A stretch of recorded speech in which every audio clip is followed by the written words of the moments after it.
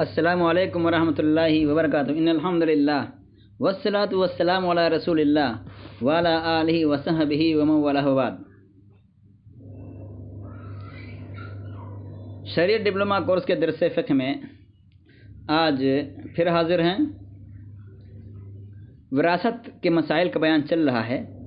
آج انشاءاللہ آج کے درس میں ہم دیکھیں گے کہ مردوں اور عورتوں میں سے کون کون وارث ہوتے ہیں۔ یہ مسئلہ زیادہ سمجھنے کی بات ہے، کیونکہ آج کے دور میں خصوصاً اعدائے اسلام میراث اور وراثت کے مسئلے میں اسلام پر تنقید زیادہ کرتے ہیں کہ اسلام نے عورتوں کو حق نہیں دیا، یہ کہ ظلم کیا، وہ ظلم کیا، دنیا بھر کی باتیں ہوتی ہیں، تو اس لیے آج اس کو دیکھنا ہے۔ تو مردوں میں سے سب سے اول نمبر پر مردوں میں سے 3 قسم کے لوگ وارث ہوتے ہیں۔ نمبر 1 خاوند یعنی شوہر، نمبر 2 آزاد کرنے والا، نمبر 3 قرابت دار۔ اب یہ دیکھتے ہیں کہ جو 3 قسم کے وارث ہوتے ہیں وہ خاوند شوہر، تو عورت فوت ہو جائے تو اس کا شوہر اس کا وارث ہوگا، گرچہ عورت طلاق کی عدت میں فوت ہوئی ہو، لیکن اگر وہ عدت گزرنے کے بعد فوت ہو، اس کے انتقال ہو، یعنی بیوی کا انتقال عدت گزرنے کے بعد ہو، تو وہ اس کا وارث نہیں ہوگا، کیونکہ وراثت کا جو سبب ہے ازدواجی رشتہ وہ ختم ہو چکا ہے۔ تو آزاد کرنے والا جو دوسرے نمبر پہ ہم نے بیان کیا، آزاد کرنے والا، اور اس کی وفات کی صورت میں اس کے مذکر اسبا آزاد کردہ غلام کی وفات پر اس کے وارث ہوں گے۔ نمبر 3 ہے قرابت دار۔ قرابت دار یعنی رشتہ داروں کی 3 قسمیں ہوتی ہیں، جن کو شرعی اصطلاح میں یا علم میراث کی اصطلاح میں اصول، فروع اور حواشی کہا جاتا ہے۔ اصول میں باپ، دادا اور اوپر کے بھی دادا، پردادا اور جو پردادا کے پردادا جو ہوتے ہیں اگر وہ زندہ ہوں تو اصول میں باپ، دادا، فروع میں بیٹا، پوتا اور نیچے تک، یعنی پوتے کا بیٹا، پوتے کا پوتا، اس کا پوتا اگر وہ رہیں تو سب شامل ہیں۔ اسی طرح سے حواشی میں بھائی اور ان کے بیٹے اور ان کے بیٹے نیچے تک، اور مادری بھائی سب داخل ہیں۔ اسی طرح سے حواشی ہی میں جس کو ہم حواشی بعیدہ کہتے ہیں، چچا کے بیٹے اور ان کے بیٹے سب داخل ہوں۔ تو یہ بہن بھائی 3 قسم کے ہوتے ہیں۔ نمبر 1 حقیقی، جن کے والدین ایک ہوں۔ نمبر 2 پدری، جن کا والد ایک ہو اور مائیں مختلف ہوں، ان کو اللاتی بھی کہا جاتا ہے۔ اور تیسری قسم ہوتی ہے مادری، جن کی ماں ایک ہو اور باپ مختلف ہیں، جن کو اخیافی کہا جاتا ہے۔ تو یعنی اس طرح سے بھائی کی 3 قسمیں ہوئیں: سگا بھائی، اللاتی بھائی یعنی باپ شریک بھائی جس کا باپ ایک ہے، اور اخیافی بھائی یعنی جس کی ماں ایک ہے، ماں شریک بھائی۔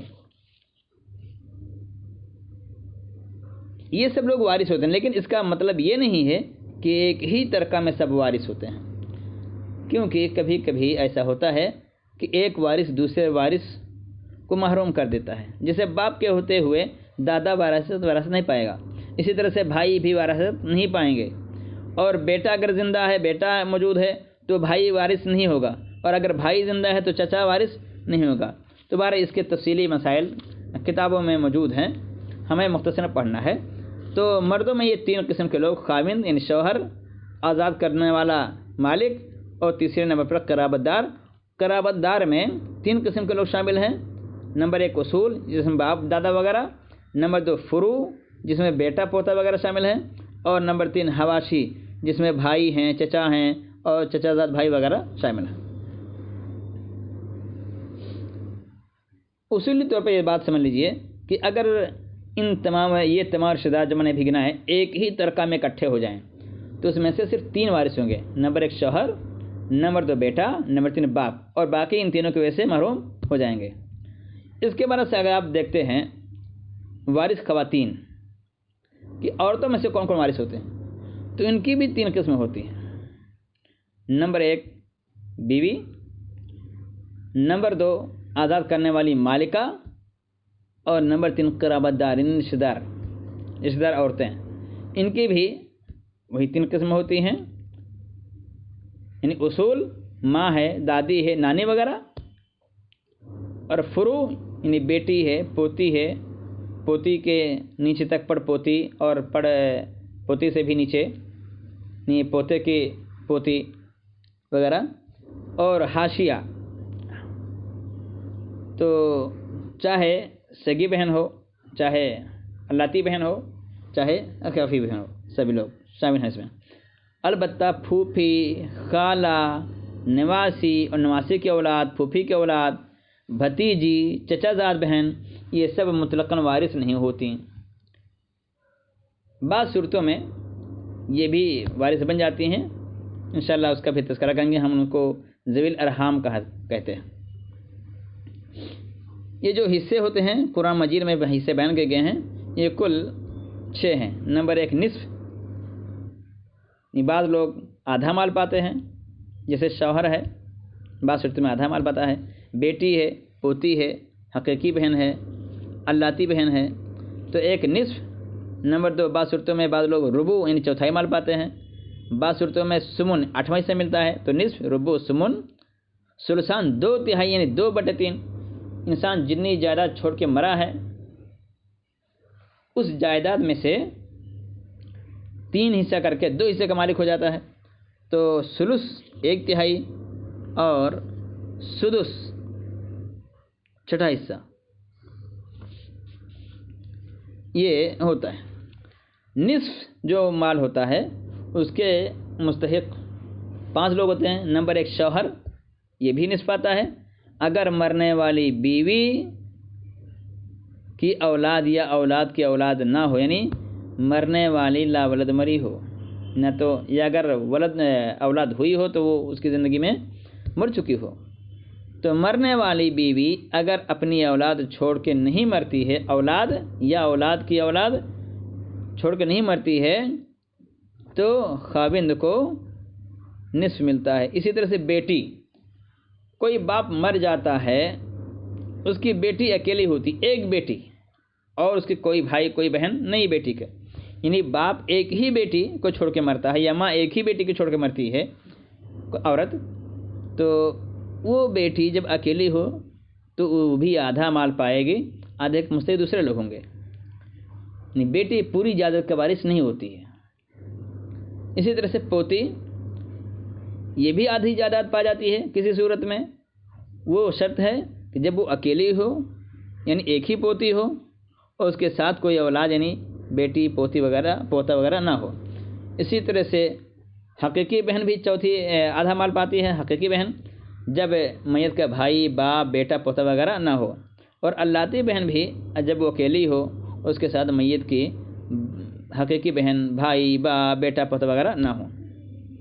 ربع چوتھائی مال کا جو مستحق شوہر ہوتا ہے، اگر بیوی اولاد چھوڑ کے مرے یا اولاد کی اولاد موجود ہے تو شوہر نصف کی جگہ پر چوتھائی مال پائے گا، اور بیوی بھی اگر شوہر مر جاتا ہے اور اولاد چھوڑ کے مرتا ہے، اولاد چھوڑ کے نہیں مرتا ہے، اس کے پاس اولاد نہیں ہے، تو بیوی چوتھائی مال پاتی ہے۔ سمن 8واں حصہ یہ صرف بیوی کو ملتا ہے، یا کس صورت میں؟ جب شوہر کا انتقال ہو اور شوہر کے اولاد ہو، اسی بیوی سے ہو یا کسی اور بیوی سے ہو۔ اگر شوہر اولاد چھوڑ کے مرتا ہے تو بیوی یعنی جو اس وقت بیوہ بن جاتی ہے، ہمارے معاشرے میں جس کو بیوہ کہا جاتا ہے، تو بیوہ کو 8واں حصہ ملے گا۔ اسی طرح سے ثلثان ہے، الگ الگ صورتوں میں بیٹیاں پوتیاں، 2 بیٹی ہو 2 پوتی ہو، 2 حقیقی بہنیں ہوں، 2 اللاتی بہنیں باپ شریک بہنیں ہوں، تو یہ الگ الگ صورتوں میں 2/3 مال کی وارث ہوتی ہیں، لیکن شرط ہے کہ یہ 2 ہونے چاہیے، 2 بیٹیاں ہوں یا 2 پوتیاں ہوں یا 2 حقیقی بہنیں ہوں یا 2 اللاتی بہنیں ہوں، تب ایک ہے تو نہیں ملے گا، ایک ہوگا، اگر ایک ہے تو جیسے میں نے بیان کیا کہ بیٹی پوتی وغیرہ کو نصف ملتا ہے۔ اور ثلث 1/3 حصہ ہوتا ہے، اس میں ماں اس کی وارث ہوتی ہے اگر مرنے والا یعنی بیٹا اولاد چھوڑ کر، مذکر یا مؤنث اولاد چھوڑ کر نہ مرے، یا اولاد کی اولاد نہ ہو، یا جو انسان مرا ہے اس کے 2 یا 2 سے زیادہ بھائی بہنیں ہوں تو ماں کو ثلث ملتا ہے۔ اسی طرح سے 2 یا 2 سے زیادہ اخیافی بھائی ہیں تو بھی ثلث پاتے ہیں، بشرطے کہ مرنے والے کا باپ، دادا، اولاد، اولاد کے اولاد نہ ہو۔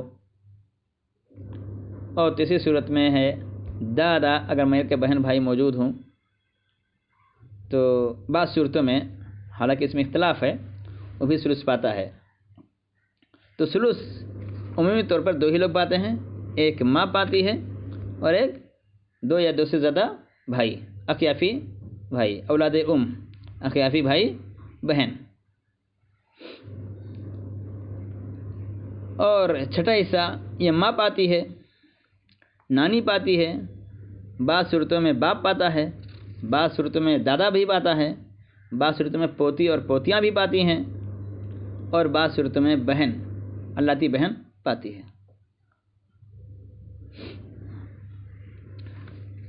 ان کے جو میراث کی تقسیم ہوتی ہے، میراث کی تقسیم جو ورثہ ہوتے ہیں وہ 3 طرح کے ہوتے ہیں۔ نمبر 1 ذوی الفروض کہا جاتا ہے، نمبر 2 اسبا، نمبر 3 ذوی الارحام۔ ذوی الفروض سے مراد وہ افراد ہیں، ذوی الفروض فرض، ذوی الفروض جو زوال سے، اردو میں زوال سے لکھا جاتا ہے، فرض، فرض، جس ہم لوگ کہتے ہیں کہ یہ چیز فرض ہے تو ہی ذوی الفروض۔ تو ذوی الفروض سے مراد وہ افراد ہیں، وہ لوگ ہیں جن کا قرآن مجید میں یا حدیث نبویہ میں متعین حصہ بیان کیا گیا ہے۔ یاد رکھیے کہ ذوی الفروض کل 12 ہیں، 12 میں سے صرف 4 مرد ہیں اور 8 عورتیں ہیں۔ آپ سوچ لیں کہ اسلام نے عورتوں کا اعتبار کس طرح سے کیا ہے، جو اعتراض کیا جاتا ہے تو اللہ رب العالمین نے ذوی الفروض میں 4 مرد رکھے اور 8 عورتیں ہیں۔ 4 مرد ہیں، نمبر 1 باپ، نمبر 2 دادا، نمبر 3 شوہر، نمبر 4 اخیافی بھائی۔ یہی 4 ذوی الفروض ہیں۔ بیٹا کا متعین حصہ نہیں ہے، یہ ذوی الفروض میں شامل نہیں ہوتا ہے، یعنی اس کا حصہ متعین اللہ رب العالمین نے نہیں کیا ہے۔ تو یہ ذوی الفروض ہوئے جن کا متعین حصہ قرآن مجید میں موجود ہے۔ 4 مرد ہیں اور 8 عورتیں ہیں۔ 4 مرد ہم نے بیان کیے، باپ، دادا، شوہر اور اخیافی بھائی۔ اس کے برعکس 8 عورتیں ہیں جن کا حصہ ہوتا ہے، اس میں سے نمبر 1 بیٹی، نمبر 2 پوتی، نمبر 3 سگی بہن، نمبر 4 اخیافی بہن، نمبر 5 الاتی بہن، اور نمبر 6 نمبر 7 ماں، نمبر 8 جدہ، دادی اور نانی۔ تو میں پھر سے گنا دوں، نمبر 1 بیٹی، نمبر 2 پوتی، نمبر 3 سگی بہن، نمبر 4 الاتی بہن یعنی باپ شریک بہن، نمبر 5 اخیافی بہن یعنی ماں شریک بہن، نمبر 6 بیوی، نمبر 7 ماں، نمبر 8 جدہ، دادی اور نانی، دونوں شامل اس میں۔ اگر آپ الگ الگ جوڑیں گے تو یہ 9 ہو جائیں گے 8 کے بجائے۔ تو عربی زبان میں دادی اور نانی دونوں کے لیے ایک ہی لفظ آتا ہے، جدہ اس کو کہتے ہیں عربی زبان میں، اس لیے 8 گنتی آتی ہے، ورنہ اگر اردو کے لحاظ سے ہم جوڑیں گے تو یہ ڈبل ہو جائے گا۔ یاد رکھے گا نانی وارث ہے لیکن نانا وارث نہیں ہے۔ نانی کا حصہ قرآن مجید میں متعین کیا ہے، بیان کیا گیا ہے، اس کو حصہ ملتا ہے، اور اس کے برعکس نانا وارث نہیں ہوتا ہے۔ تو یہاں بھی آپ دیکھیں کہ اللہ رب العالمین نے عورتوں کو فوقیت دی ہے، گنتی میں بھی زیادہ ہیں، رشتے میں بھی وہ زیادہ ہیں۔ وارثین کی دوسرے قسم ہوتی ہے اسبا۔ یہ اسبا کیسے کہتے ہیں؟ اسبا وہ لوگ ہوتے ہیں جو اکیلا وارث ہونے کی صورت میں پورا مال پا جاتے ہیں، اور اگر اکیلے نہیں ہیں بلکہ جو ہم نے ابھی اصحاب فرائض بیان کیا، اصحاب ذوی الفروض بیان کیا، تو ان کا حصہ لینے کے بعد جو باقی مال بچتا ہے وہ سب پا جاتے ہیں، ان کو اسبا کہا جاتا ہے۔ یعنی اگر کوئی دوسرا وارث نہیں ہے تو سارا مال پا جاتا ہے، اور اگر ذوی الفروض ہیں جن کا حصہ اللہ رب العالمین نے قرآن مجید میں متعین کر رکھا ہے وہ اگر موجود ہیں تو ان کا حصہ لینے کے بعد جو بچتا ہے وہ پورا مال ہی پاتے ہیں۔ تو ان کو اسبا، عین صاد با اور ہا، اسبا کہا جاتا ہے۔ اسبا کی 3 قسمیں ہیں۔ نمبر 1 اسباب بنفسہ، یہ کون ہے؟ نمبر 1 باپ، نمبر 2 دادا، اس میں پردادا اور پردادا کی بھی باپ اور ان کے بھی دادا سب شامل ہیں۔ بیٹا، نمبر 3 بیٹا، نمبر 4 پوتا، اور اس کے بعد نیچے تک پوتا کا بھی پوتا، اس کا بھی پوتا، اور نمبر 5 حقیقی بھائی، نمبر 6 اللاتی یعنی پدری بھائی، نمبر 7 ان کا حقیقی یا پدری بھائی کا بیٹا جس کو ہم لوگ بھتیجا بولتے ہیں۔ اسی طرح سے باپ کا حقیقی یا لاتی بھائی، چچا جسے ہم لوگ کہتے ہیں اردو میں، اور پھر چچا کا بیٹا، اسی میں آزاد کرنے والا مرد بھی، آزاد کرنے والا مالک بھی شامل ہے۔ یہ سب اسباب ہوتے ہیں۔ تو اسباب نفسی میں آزاد کرنے والے کو چھوڑ کر باقی سب لوگ مذکر ہیں۔ باپ، دادا، بیٹا، پوتا، حقیقی بھائی، اللاتی بھائی، سگا چچا، اللاتی چچا، چچا کا بیٹا اور بھائی کے بیٹا وغیرہ۔ اسباب کی دوسری قسم اسباب بغیر ہی۔ یہ اسباب بغیر ہی وہ عورت ہوتی ہے جو کسی مرد کی موجودگی میں اسباب بن جاتی ہے، اور جب مال تقسیم ہوتا ہے تو ایک مرد 2 عورتوں کے برابر والا قاعدہ ہوتا ہے کہ ایک مرد کو 2 عورتوں کے برابر حصہ ملتا ہے۔ تو حقیقی بہن جیسے ہے، بہن اگر حقیقی بھائی موجود ہو تو یہ بھی اسباب بن جائے گی اور بھائی کو ڈبل حصہ ملے گا۔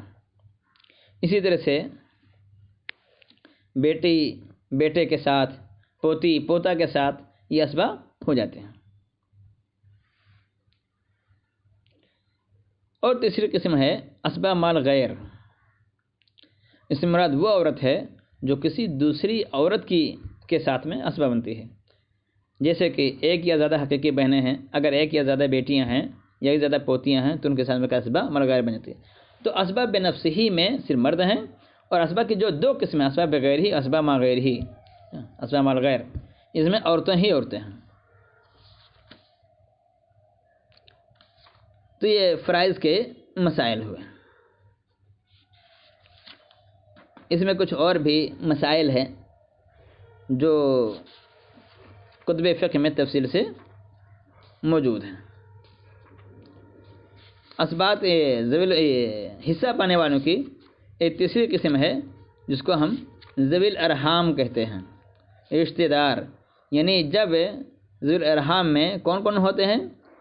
تو ذوی الارحام ان قرابت داروں کو کہا جاتا ہے جو نہ صاحب الفروض سے ہوں، یعنی جن کا حصہ قرآن مجید میں متعین نہیں کیا گیا ہے، اور نہ ہی اسباب سے ہوں، یعنی اسباب جن کو ہم نے بیان کیا کہ اگر ذوی الفروض نہیں ہوتے ہیں تو پورا مال پا جاتے ہیں، اور اگر ذوی الفروض ہیں تو باقی مال پاتے ہیں۔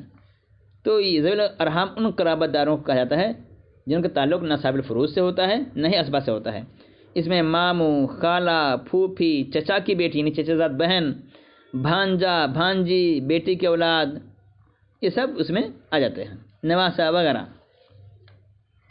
ان کے بارے میں اختلاف ہے کہ وارث ہوتے ہیں کہ نہیں وارث ہوتے ہیں۔ بعض صحابہ کرام ان کی وراثت کے قائل نہیں ہیں کیونکہ اللہ رب العالمین نے ان کو کتاب میں اپنے موجود بیان نہیں کیا ہے، اور بلکہ اس کے برعکس بعض علماء ان کی وراثت مانتے ہیں، اور وہ ان کا ایک حدیث آتی ہے جس میں نبی کریم صلی اللہ علیہ وسلم فرمایا القال وارث من لا وارث له کہ ماموں اس کا وارث ہے جس کا کوئی وارث نہیں۔ اس طرح کی اور بھی روایتیں موجود ہیں جن کے بنا پر ذوی الارحام وراثت میں حصہ ملتا ہے۔ تو راجح یہ بات یہ ہے کہ ان فقہا کا مذہب راجح ہے، ان علماء کی بات زیادہ صحیح ہے جو ذوی الارحام کو وارث قرار دیتے ہیں۔